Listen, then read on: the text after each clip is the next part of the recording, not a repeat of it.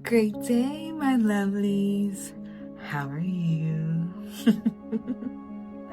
Well, I am back. It is your girl, the Stephanie Nicole, and we are back with our 40s series because here I am unfiltered, I am unapologetic, and at this point in life, I'm unstoppable too. But I am taking y'all through this journey with me as I go through my 40s. Everything new beginnings, new city, new baby, and where we left off was lock it down, but I told her to pass the key. You gotta slow it down, girl, you moving too fast for me.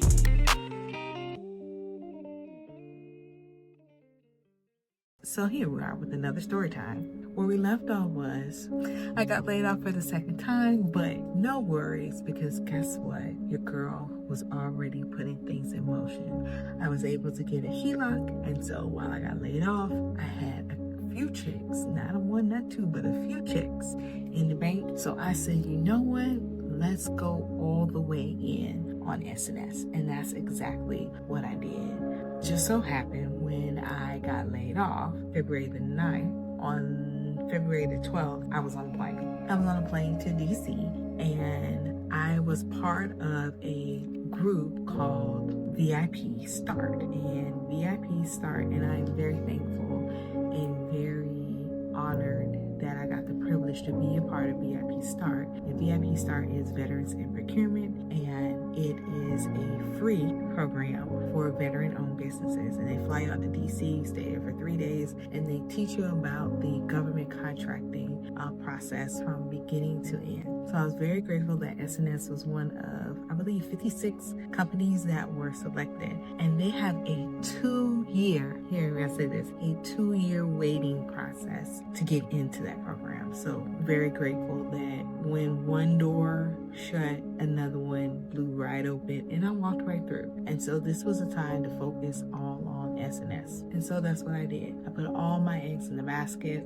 I was taking the money that I received, and because I knew where I wanted to go with the business and wanted it to grow, that I was going to have to invest. And that's what I did. So I ended up investing in business, getting systems, insurance, you name it. I ended up getting a contract. Yay. We got a staffing contract, and it was to staff travel healthcare professionals. And so I'm going all in, and I'm even hiring people. I have to tell you in a later video about the time that I had an employee hold my business hostage. Yes, you heard me correctly. This young lady had important documentation and things that needed to be submitted in order for our candidate to start a new traveling assignment, and she held it hostage. So we'll talk about that during one of these weeks where I talk about business and all the things that I'm going through with business now that I've decided to relaunch SNS. And I put everything, all my eggs in one basket.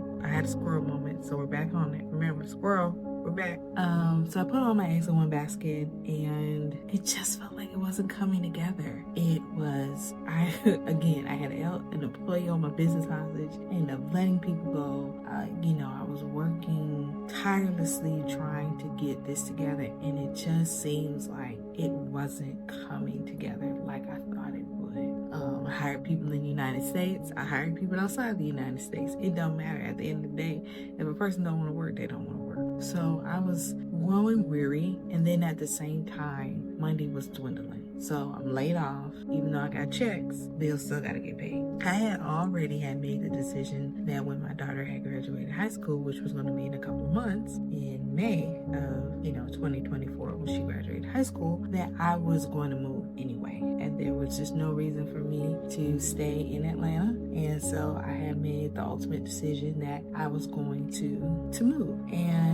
But it wasn't the move that I thought it was going to be. So money's dwindling. I'm focusing on the business. I gotta stop the bleeding. So I gotta move. The original plan was for me to move to Houston. I wanted to move to Texas. It was either gonna be Houston or it's gonna be Dallas. But I knew I wanted to move to Texas for several reasons. But I was ready to get out of Atlanta. That didn't end up happening. So at the time, and still am in a relationship, he lives in Louisiana. So he lives in Baton Rouge, Louisiana. He's originally from New Orleans, but he's from Louisiana, so this is his playground. He has his business here, so it's like, why don't you just move to Baton Rouge? Who wants to live in Baton Rouge? Don't get me wrong, it's a lovely city, lovely place, state capital, love it. However, it wasn't. Atlanta spoils you. When you live in Atlanta or you're from Georgia and you're just around your people all the time, good, bad, or indifferent, it's just hits different. And for Baton Rouge to be 50% African American, I can't tell. I can't tell. I can't tell. So it was just one of those things where Baton Rouge wasn't in the plan, but here we are. I can move to Baton Rouge, Louisiana, not have to pay any bills, and again, focus on S&S. So that's what I did. I moved to after my daughter graduated in May of 2024. I was going to be an empty nester, okay? It was about to be an empty nester, and I could just focus on me and S&S because she's going off into the Navy. So moved to Baton Rouge, but I had to start renovation. Moved to Baton Rouge in May of 2024, and so now the renovations can begin because I moved out of the house. I'm going to sell the house, so renovations begin. And trying to do renovations while in another state, a few states away, is not the easiest. I can say it's not the easiest, and it was a headache because trying to communicate in real time when things are happening, getting prices for things, and you're just swiping your card. From a distance, hoping that everything works out. And I can say I did have a contractor. She was great. Her name was also Kim, believe it or not. She was great in order to help me get the renovations done on the house. Some things were slow, some things got put us behind on renovating the house, but nonetheless, it was getting done. So then it comes, I need to find a realtor. I was gonna go originally in my head. I was like, wait, I'll just go with my realtor that sold me the house. Her name's Amy. I'll just go with her. She sold me the house. But then, her living in Douglasville and my house is in Kennesaw. So if you're from Atlanta, you know that from Douglasville to Kennesaw, it's a good 50 minutes away. Okay? That's on a good day. Not including traffic.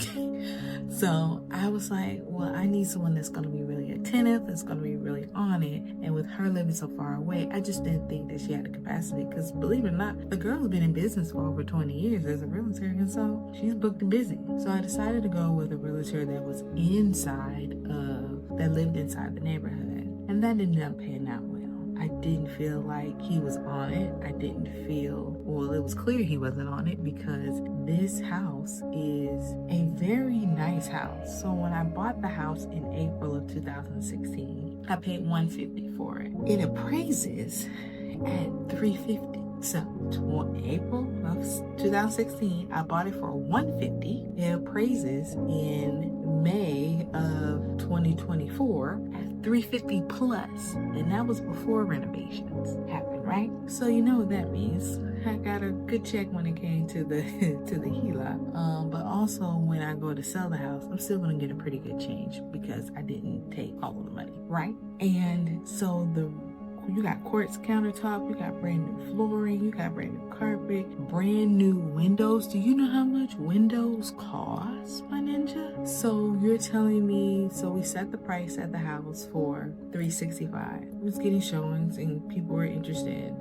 But then as anything, stuff slows down. But I also felt as though he wasn't really pushing the house like he should. Like I kept asking for updates. I kept trying to come up with different ways myself to market it. I'm marketing my own house, right? And it just wasn't getting the traction that I felt it was going to get, right? Or it should get, because new AC units, come on now. This house was everything, and I miss it, to be honest. I miss my house. And when he kept telling me to lower the price, I was like, this isn't it. I'm not going to sell my house for pennies. I'm just not going to do it. So what did I do? I fired my realtor. I fired him because it wasn't working out. And I knew what my house was worth. I knew what I was worth as far as what I put into it. And so I was going to get that. So I went and I hired Amy. I hired her. I said, girl, should have went with you in the beginning. Because guess what? Black women, we're going to get it done. And so I had my realtor who has 20 plus years of experience. She gets a drone out, she gets the pictures, and people are flooding. And literally within a week of her being my new realtor, I got an offer. Now, while my realtor was experienced and had 20 years plus of experience in real estate, the person that was buying my house did not. Their realtor was fairly new, and this was actually her first real estate transaction. So when I tell you this was the worst real estate transaction I have ever had to deal with in my life, it was the worst. Okay, between her not really having title insurance, she didn't have title insurance. The mortgage company she was going off with was some rinky-dink. And never even heard of that mortgage in the company before. So between that, your inexperienced realtor, it was just a disaster. So I said, let me look up the person who's buying my house. So I looked her up, and nonetheless, I see that she does surrogacy in Atlanta, and I'm like, oh my God. And I saw that she works on her website, saw that she works with, people that are featured on TV. Mind you, I don't watch none of those shows. I see little clips online, but I don't watch none of them shows. But all I kept thinking to myself, Lord have mercy. Why in the world? Here we go, Atlanta. We're going back and forth. We're extending the closing date. It was just horrible. And mind you, at this time, this is around the time that I've already found out that I'm pregnant and that I can't work. I had to shut down my business because of my pregnancy. But it was a lot. So it goes to show you that having an experienced realtor makes a difference. And it doesn't matter who you are or what show, like Real Housewives of Atlanta or whatever that you've been on, just because you have that type of, can pull that and say, hey, I've done this, or I've been on this show, or whatever the case may be. It has nothing to do with actual funds, and it has absolutely nothing to do with if a person knows what they're doing, especially when it comes to real estate. Because clearly that wasn't the case, because it was horrific. If you're from Atlanta, you know that it's typical, right? It's typical to portray a certain lifestyle that they can't live, but really, that ain't it. But we closed the deal, and my house is gone. And do I miss it? Absolutely. Do I miss Atlanta? Yeah, actually I do. But I miss old Atlanta, though. I miss the Black Mecca Atlanta. I miss where you could go to Atlanta as a Black person and just know that the opportunity is abundant. Now it's just home of the scammers. Everybody got money. Everybody got business. Everybody is on a new hustle. Everybody makes 6 figures, right? That's just simply not the case. It's not true. Thank you, my lovelies, for showing up. Until next time, you be great, all right?